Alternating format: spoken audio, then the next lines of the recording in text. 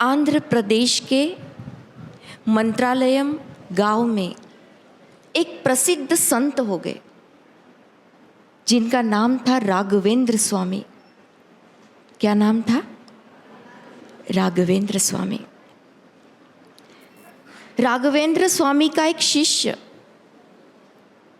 जिसका नाम था वेकन्ना। वेकन्ना बड़ा जिद्दी और मंदबुद्धि था, पर गुरु के प्रति श्रद्धालु था। गुरु के प्रति उसका अहोभाव था और वो अपने गुरु को ईश्वर तुल्य मानता था।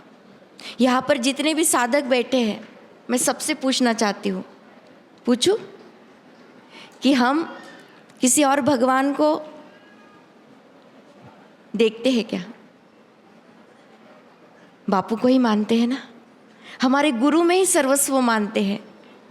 मानते हैं कि नहीं?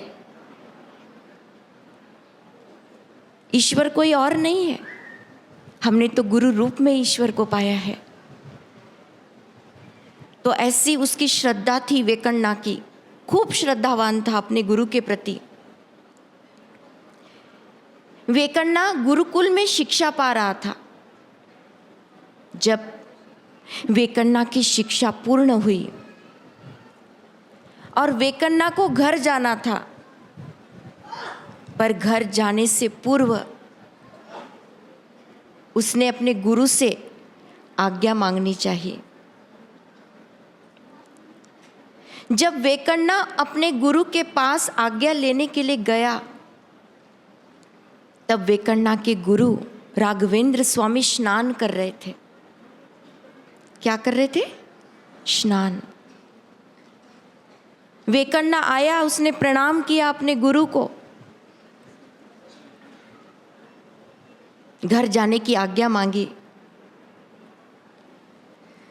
तो गुरुदेव ने स्नान कर रहे थे, वहीं से मिट्टी उठाई और वेकन्ना के हाथ में दी। पर वेकन्ना के लिए वो मिट्टी, जब गुरु के कर कमलों का जिस वस्तु को स्पर्श हो जाए, वो वस्तु वस्तु नहीं रहती, वो महाप्रसाद बन जाती है। और वेकन्ना ने खूब अहोभाव के साथ उस प्रसाद को ग्रहण किया और एक कपड़े में खूब आदर के साथ उसको रख दिया। अगर किसी साधकों को पता चले कि भाई इस व्यक्ति के पास बापू का स्पर्श वाला प्रसाद है, तो सब कैसे, हरिओम मुझे दे दो ना, थोड़ा सा हरिओम मुझे दे दो ना। घर में किशमिश की कमी नहीं है, काजू की कमी नहीं है, किसी चीज़ की कमी है क्या? फिर एक एक दाना दे दो, एक में से आधा दे दो, पर दे दो। क्यों? क्योंकि उसको गुरु का स्पर्श हुआ है, वो प्रसाद है। ऐसे ही वेकन्ना ने खूब अहोभाव के साथ उस गुरु की दी हुई प्रसादी को एक कपड़े में बांधा और वेकन्ना चल पड़ा अपने घर की ओर। अब पूर्व काल में तो यात्रा के साधन थे नहीं, तो पैदल यात्रा करनी पड़ती थी।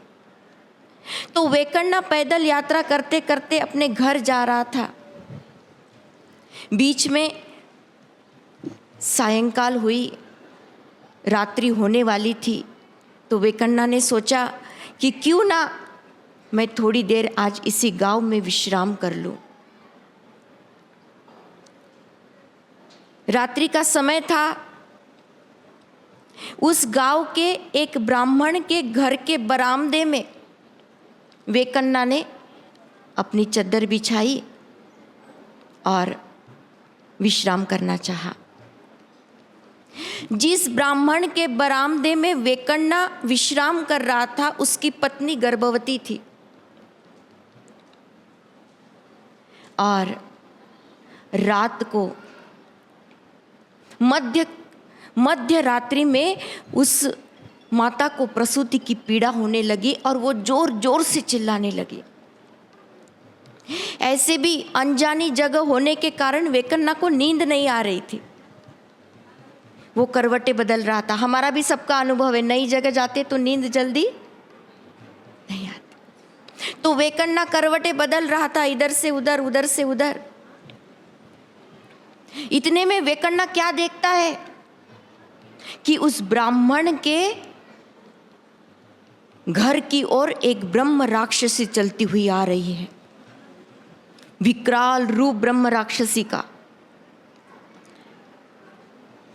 जब वेकन्ना ने देखा तो ब्रह्म राक्षसी आते आते दरवाजे के पास रुक गई,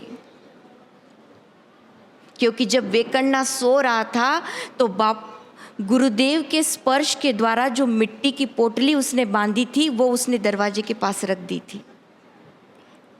तो ब्रह्म राक्षसी वही रुक गई, वेकन्ना से कहने लगी कि ये जो तुमने कपड़ा रखा है इसे हटा दो।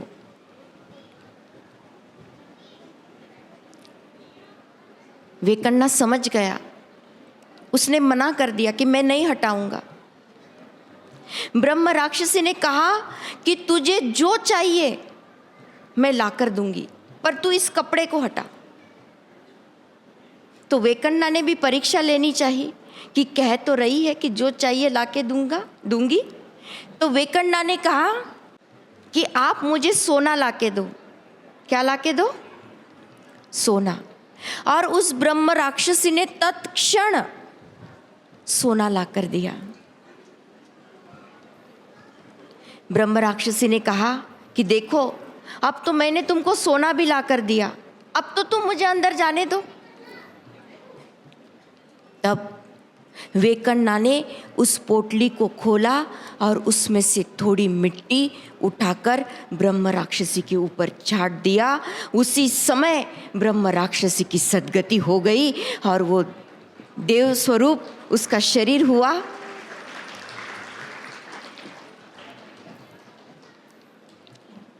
सुबह जब वेकन्ना उठता है तो घर का जो मालिक है ब्राह्मण, उससे उसका परिचय होता है और रात में जो भी घटना घटित होती है वेकन्ना उस ब्राह्मण को बताता है। तब ब्राह्मण देवता उसको प्रणाम करता है कि हे साधु महात्मा, आपको प्रणाम है, क्योंकि आज तक मेरे घर में जन्म लेने वाला एक भी बच्चा नहीं बचता। ये ब्रह्म राक्षसी आकर मेरे बच्चे को खा लेती थी, पर ये आपकी दया हुई कि मेरा बच्चा जीवित है। तब वेकन्ना क्या कहता है कि हे ब्राह्मण देव, ये मेरी दया नहीं है, ये तो मेरे गुरु की कृपा का प्रसाद है, ये मेरे गुरु की कृपा का महाप्रसाद है।